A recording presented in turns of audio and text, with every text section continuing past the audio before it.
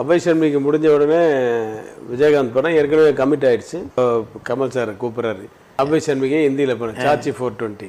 நமக்கு எப்பவுமே ஒரு கமிட்மெண்ட் கொடுத்துட்டா அது வந்து நான் எப்பவுமே பேக் அந்த படம் பண்ணது தான் தர்மச்சக்கரம். பார்க்கறதுக்கு தான் முரட்டுத்தனமாக இருப்பார் தவிர ஒரு ஸ்பாட்டில் வந்து நான் அது மாதிரி முரட்டுத்தனமாக ஒரு நாள் கூட நான் பார்க்கவே இல்லை.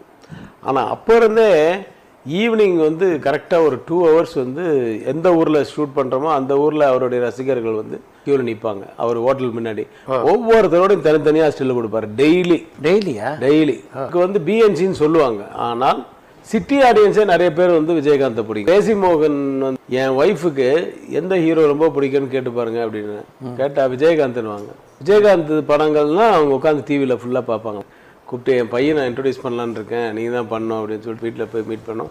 அவர் 2-3 கதை சொன்னோம். அதுக்குள்ளே ஏதோ ஒரு ப்ராப்ளம் வந்துச்சு, அதுக்கு பண்ண முடியல. அப்புறம் வேற ஒருத்தரை வச்சு அவர் பையனை வச்சு பண்ணாங்க.